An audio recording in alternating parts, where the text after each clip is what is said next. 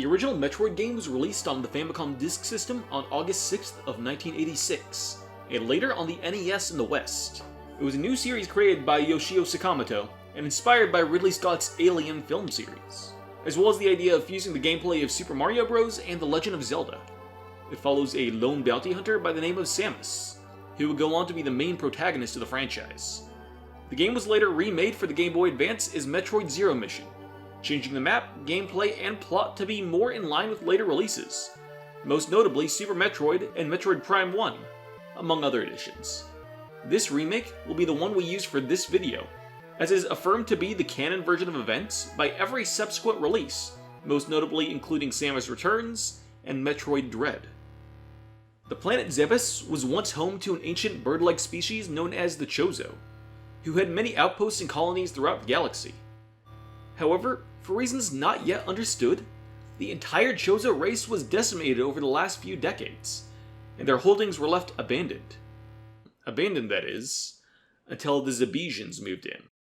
Despite their name, the crustacean-like Zebesians were not native to the planet. Instead, the name was given to them due to their placement on the planet by the Space Pirates.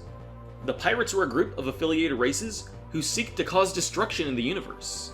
Their base on Zebes was led by the organic supercomputer Mother Brain, who used telepathic abilities to take control of the hive-minded Zebesians, and they were used as the main force to keep control of Zebes. In the year 20X5, the Space Pirates attacked a deep space research vessel run by the Galactic Federation, a congress of many different planets within the galaxy, and stole specimens of a recently discovered species known as the Metroids, found on the long barren planet of SR-388. The Metroids subsisted on life energy harvested from other organisms, and it was a widely held theory that these Metroids had been the reason that the once thriving SR-388 civilization had at some unknown point disappeared overnight. With these rare creatures now in the hands of the pirates, the Federation feared they could use them as weapons to devastate entire planets at a time, and maybe even, at some point, exterminate all sentient life in the galaxy. The Federation army attempted to lay siege to Zebes, but were met with an equally powerful defense, with a planetary force field which they were unable to penetrate as an army. However, it was theorized that a single well-armed soldier would be able to infiltrate the planet, kill all the Metroids, and destroy Mother Brain, dealing a critical blow to the Space Pirates.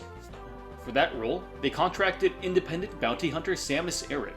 She was one of, if not the best bounty hunter in the galaxy, and also had extensive first-hand knowledge of Zebes, having been raised there from a young age, though that information was only known to very few in the Federation. Samus was given a concise, emergency order for her contract: exterminate all Metroid organisms on planet Zebes, and defeat the mechanical life form, Mother Brain. Alone, Samus successfully landed on the surface of Zebes. She knew that, in order to face Mother Brain, she would first have to face down her two lieutenants, the gargantuan Kraid and the cunning Ridley, who each controlled a portion of the Space Pirate army. Notably, Samus had a history with Ridley, who had been the one to kill her parents when she was a child, leading to her being raised by the Chozo of Zebes. Before long, she was able to defeat both of the pirate commanders and unlock the door to Torian, the underground facility serving as the heart of the space pirate operation on Zebes. However, when she arrived, she found something unexpected. There were no space pirates in Torian. No living ones, anyways. Somehow, the Metroids had gotten loose and drained all the pirates in the area. Killing each and every Metroid in the darkened halls of Torian, she eventually reached Mother Brain's inner sanctum and defeated her as well. Mother Brain had made backup plans, however, and set Torian to blow if her vital signals ever went offline. With Mother Brain's defeat, the bombs were set to go off. That said, the bounty hunter was able to escape to her spaceship.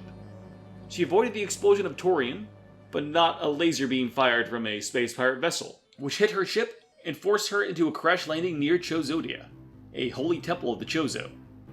Without her power suit, Samus was forced to sneak through the space pirate mothership and make her way into the Chozodia ruins, trying to find a way to finish off their operation once and for all, and escape with her life. Deep within the ancient temple, she found an effigy to the Chozo war god, and with it, a test of skill and will. Upon passing the trial, its prize was revealed to her, an ancient legendary power suit of a different make to her damaged one, which had been enshrined within the temple for many years, waiting for someone worthy of wearing it.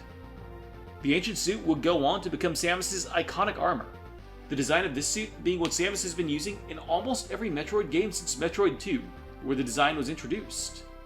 Donning this new and more powerful suit of armor, she laid waste to the remaining space pirates lingering on Zebes' surface.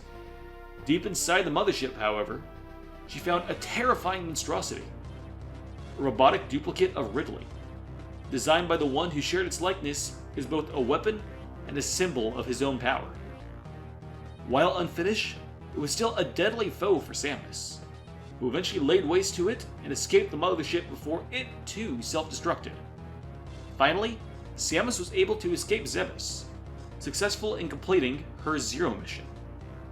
Thanks to her triumph over Zebes, Samus would soon become a legendary figure renowned throughout the galaxy. The story of Zero Mission is told entirely through the manual and short animatics.